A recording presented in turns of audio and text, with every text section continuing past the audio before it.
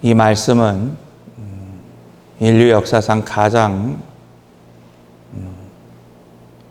비극적인 밤을, 그리고 또 다른 한편에서는 가장 거룩했던 그 순간을 오늘 우리에게 이야기해 주고 있습니다. 왜냐하면 이 잡히셨던 그것이 이제 겟셋마네라고 하는 동산이었습니다.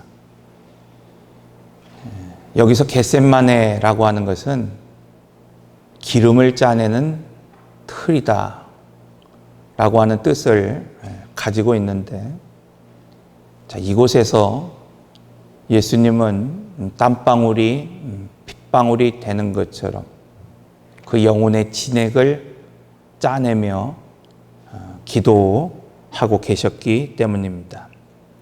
성경을 보면 이 겟셋마네는 그냥 낯선 어떤 한 장소가 아니라 제자들과 모였던 익숙했던 자리였다.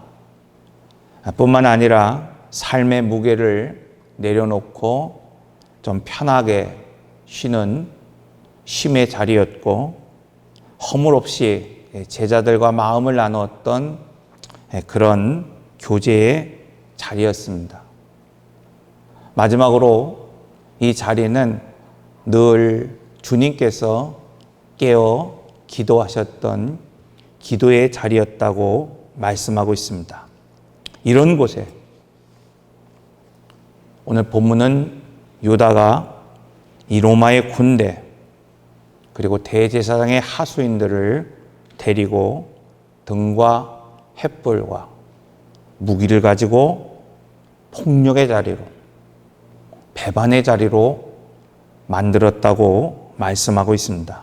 오늘 말씀은 이러한 극적인 상황 가운데에서 세상이 행하는 그런 방식, 그리고 그와 달리 하나님이 오늘 우리에게 행하시는 방식, 그리고 제자들이 보였던 그 삶의 태도와 극적인 상황 가운데에서 오늘 우리에게 보이셨던 예수님의 그 태도가 어떻게 다른지 오늘 우리에게 말씀하시면서 이 사순절 5번째를 지나가는 오늘 우리에게 앞으로 살아야 할 오늘 우리 인생 가운데에서 오늘 우리는 과연 어떤 자세로 또 어떤 태도로 오늘 우리가 살아야 하는지에 대해서 말씀하고 있습니다.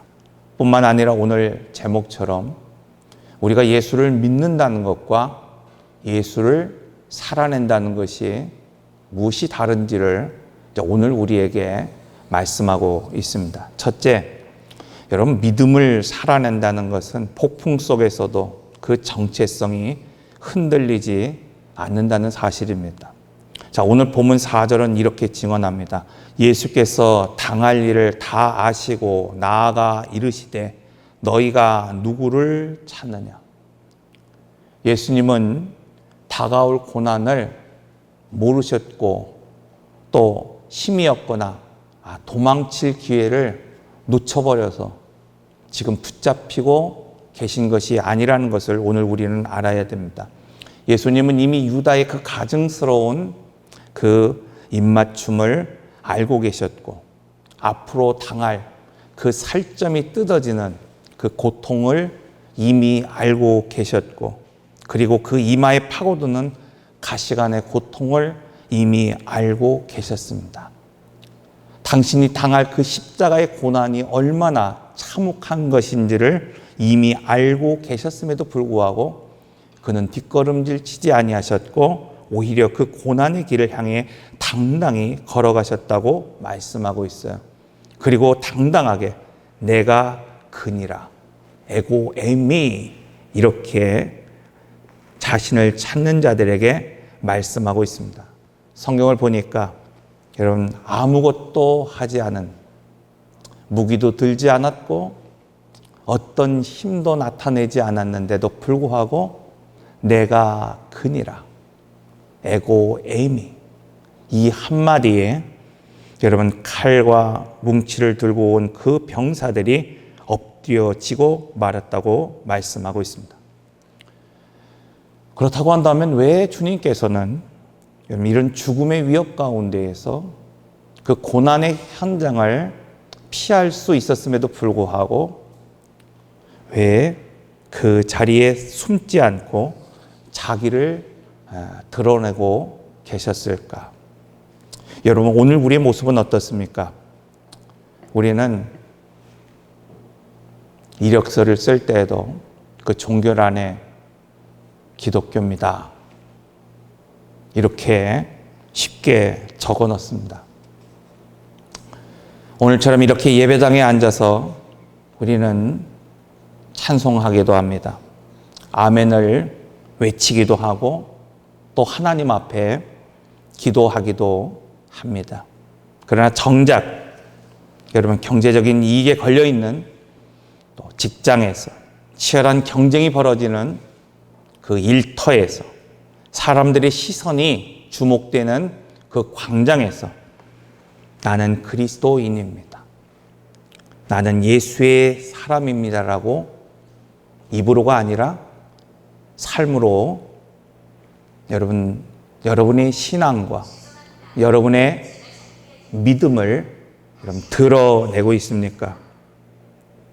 저는 목회자로서 매번 장례를 인도할 때마다 삶과 죽음의 경계에 여러분 끊임없이 서 있는 것 같은 그런 느낌을 가질 때가 많이 있습니다.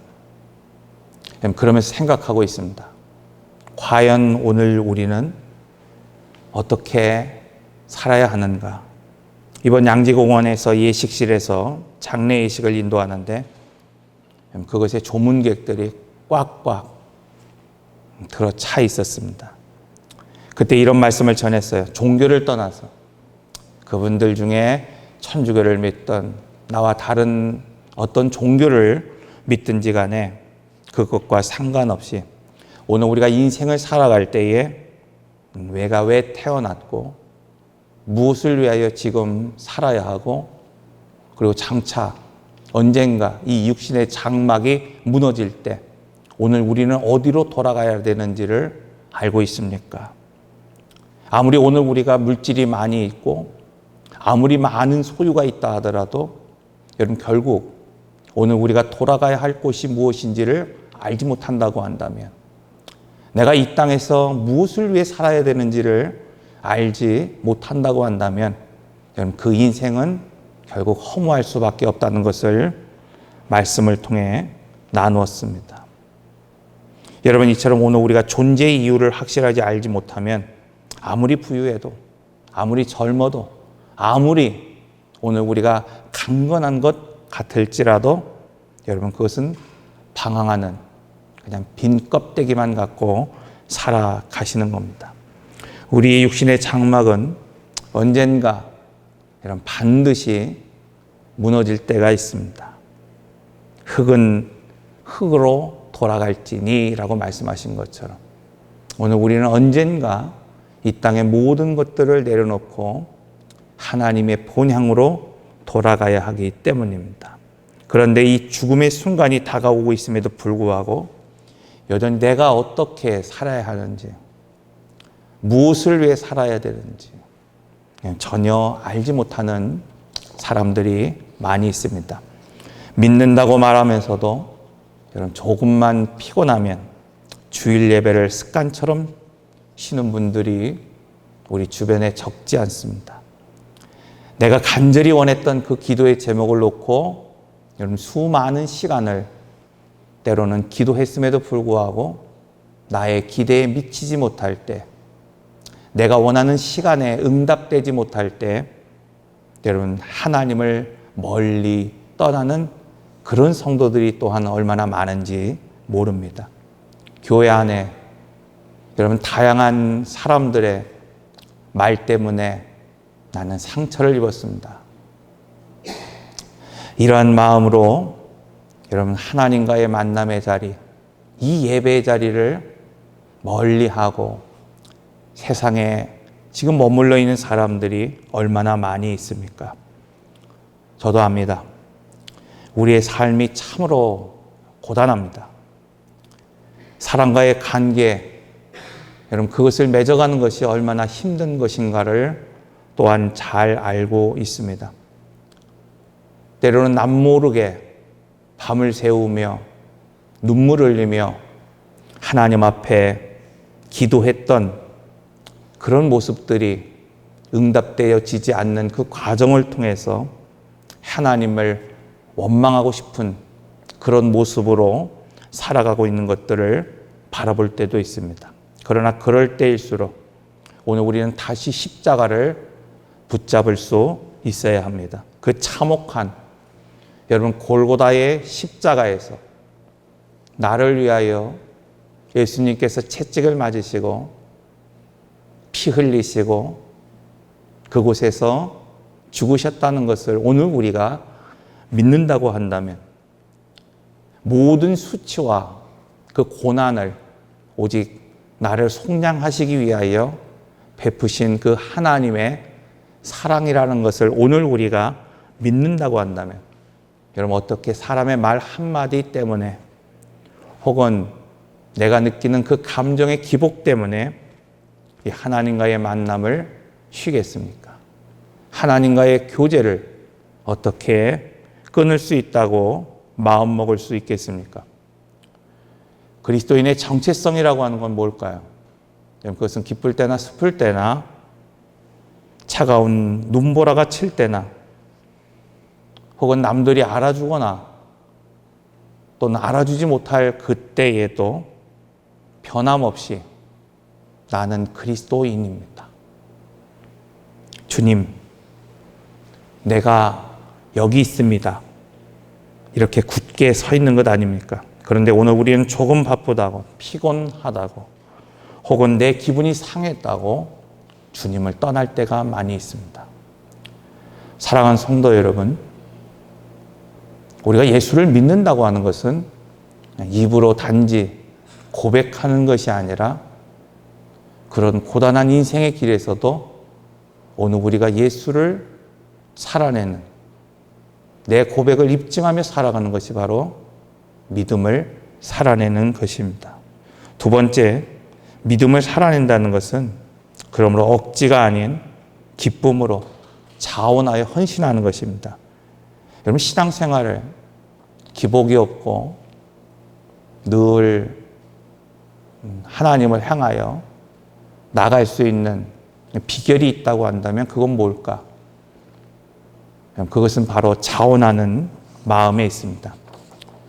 지난주에 장례 일정을 급하게 연락을 받아서 준비되지 못한 가운데 이렇게 급하게 장례식을 향했습니다.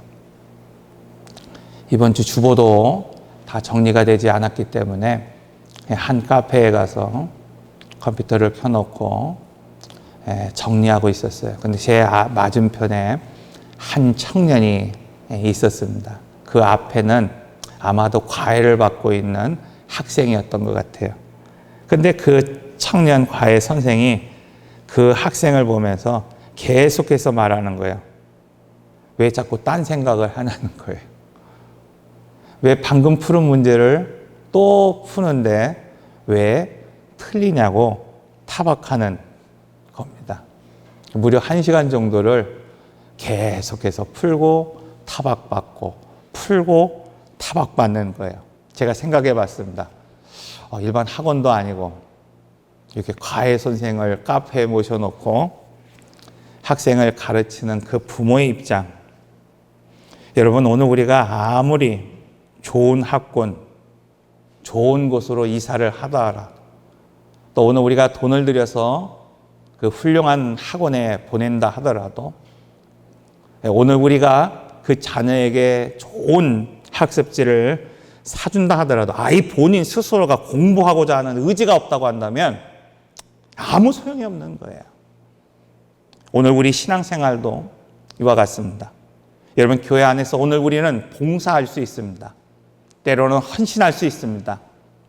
오늘도 몇 년에 걸쳐서 이렇게 교회의 아이들을 위해서 헌신하고 수고하고 있는 우리 청년들이 이 자리에 함께 하고 있습니다.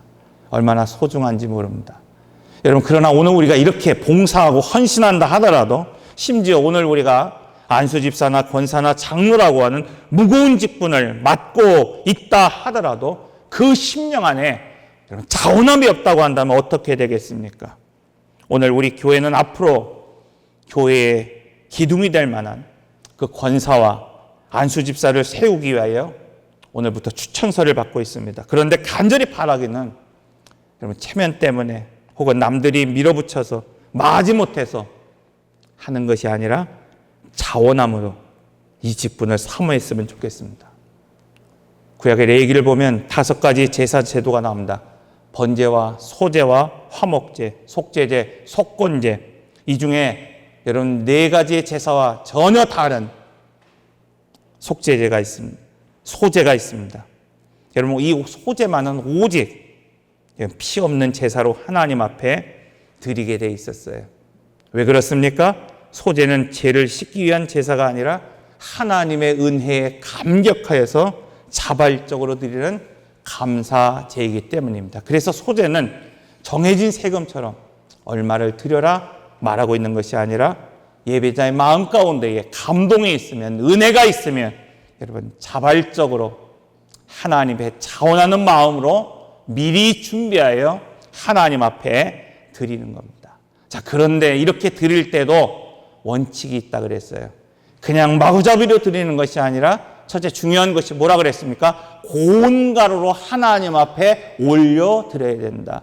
그래서 소제는 소리가 나지 않아야 됩니다. 자발적으로 하나님 앞에 올려 드려야 됩니다. 고운 가루라고 하는 것은 결국 무엇입니까? 자기 부인이라는 거예요. 내가 드러나는 것이 아니라 하나님의 은혜가 드러날 수 있어야 된다는 거예요. 그러기 위해서 내 자아를, 내 고집을, 내 교만을 완전히 부술 수 있을 때 여러분, 그것이 온전한 감사가 될 수 있다고 말하고 있습니다. 뿐만 아니라 여러분, 소제를 드리는 두 번째 원칙은 무엇인가 하면 기름과 반죽하라고 말씀하고 있어요. 개별적으로 여러분 드리는 것도 소중하지만 연합하며 여러분 특별히 성령과 반죽되는 삶을 오늘 우리가 살아야 되는 것입니다. 여러분, 개인적인 열심과 개인적인 은혜와 개인적인 헌신을 가지고 하나님이 기뻐하시는 것이 아니라 성령과 반죽될 때, 그리고 마지막으로 유황을 더하라. 여러분, 오늘 우리가 그 모든 일을 망쳐놓고 무엇을 해야 된다는 것입니까? 하나님 앞에 무릎을 꿇고 기도할 때 그것이 바로 여호와께 향기로운 냄새가 된다고 말씀하고 있습니다. 하나님은 짐승의 피 냄새보다 이처럼 자기가 자아를 깨트려 자원하는 향기를 더 기뻐하신다고 말씀하고 있어요. 아무리 교회에서 많은 시간을 보내고 헌금을 드리고 핵심적인 사역을 도맡아 한다 할지라도 여러분, 오늘 우리 마음 가운데 이 자원하는 마음이 없다고 한다면 자기를 부수고 깨트려서 고운 가루로 만들고 오직 하나님의 영광을 위하여 오늘 우리가 드려지지 않는다고 한다면 여러분, 거기에 성령의 반죽이 되어지지 못한 채 그냥 끝이란 알맹이처럼 오늘 우리가 살아가고 있다고 한다면 여러분, 오늘 우리가 아무리 준비한 그것이 완벽한 것 같을지라도 그것이 기도를 붙지 않는다고 한다면 그것이 어떻게 하나님의 영광을 이루는 삶이겠습니까? 예수님은 우리의 죄를 사하기 위하여 스스로 자원하여 자기의 생명을 버리셨고 그 몸을 우리에게 내어주셨습니다. 이것은 여러분, 자녀를 위해서 희생하는 어머니의 희생을 말하는 것이 아니에요. 누군가 어려운 사람들을 오늘 우리가 만났을 때에 자원하여 그 어린 사람들에게 돕는 그 희생을 말하는 것이 아닙니다. 하나님 앞에서 자기 부인하라는 겁니다. 나의 주권, 나의 생각, 나의 경험이 아니라 나의 주권을 하나님 앞에 이양하면서 주님의 뜻대로 각기 자기의 소견에 옳은 대로 열심을 내어 하는 것이 아니라 성령과 반죽되어서 하나님이 원하시는 것을 바라보고 그 위에 기도를 더할 수 있을 때, 그것이 자원하는 심령이요, 그것이 하나님이 받으시는 향기라고 말씀하고 있습니다. 마지막으로 믿음을 살아낸다는 것은 칼을 꽂고 하나님이 주시는 잔을 마시는 것입니다. 자, 오늘 본문 10절을 보십시오. 이에 시몬 베드로가 칼을 가졌는데 그것을 빼어 대제사장의 종을 쳐서 오른편 귀를 베어버리니 그 종의 이름은 말고라. 어두운 밤, 칠흑 같은 그 어둠 속에 군병들의 발자국 소리가 들립니다. 횃불이 눈에 어른거리고 무기를 든 군사들이 군호에 맞춰서 다가오고 있습니다. 얼마나 두렵겠습니까? 그런데 베드로는 허리춤에 차고 있던 단검을 뽑아 냅다 휘둘러 대제사장의 종이었던 그 말고의 귀를 잘라버렸어요. 겉으로 보기에는 참으로 용감해 보입니다. 적어도 의리가 있다고 생각합니다. 그러나 예수님의 반응은 전혀 달랐어요. 주님은 피를 흘리며 쓰러진 그 말고의 귀를 만져 고쳐주시고 오히려 베드로를 엄하게 꾸짖으셨습니다. 마태복음 26장 52절에 기록된 주님의 말씀을 보면 내 칼을 도로 칼집에 꽂으라. 칼을 가지는 자는 다 칼로 망하느니라. 여기서 베드로가 뽑아든 칼은 무엇인가 하면은 인간적인 방법을 말하는 거예요. 인간적인 수단을 지금 상징하고 있는 것입니다. 다시 말하면 알량한 나의 힘, 알량한 나의 지혜, 통제되지 않는 그 혈기와 분노를 지금 어떻게 하는 거예요? 밀어넣는 것을 말하는 겁니다. 여러분, 오늘 우리는 주님의 은혜를 사모하면서도 그 주님의 그 약속을 기다리면서도 마치 아브라함처럼 하나님의 약속이 딜레이 되는 것 같고 멈춰 있는 것 같고 이제는 우리 육신을 바라볼 때에 그 하나님의 약속을 나의 인생 가운데에서 펼칠 수 없다고 느낄 때 하갈을 밀어넣듯이 오늘 우리가 인간적인 방법을 밀어넣으려고 할 때가 얼마나 많은지 모릅니다. 크든 적든 오늘 우리가 살아가는 인생의 과정 가운데에서 기도의 응답이 멈춘 것 같을 때에 말씀의 응답이 오늘 우리에게 들려지지 않는 것 같을 때에 오늘 우리도 이 베드로가 칼을 뽑는 것처럼 아브라함이 하갈을 밀어넣는 것처럼 인간의 방법을 밀어넣고 무엇인가를 해결하려 할 때가 얼마나 많은지 모릅니다. 날카로운 비판의 칼로 무자비하게 형제 자매를 여러분 찌를 때가 얼마나 많이 있습니까? 나만이 옳다고 여러분 무자비하게 칼을 휘두를 때가 얼마나 많이 있습니까?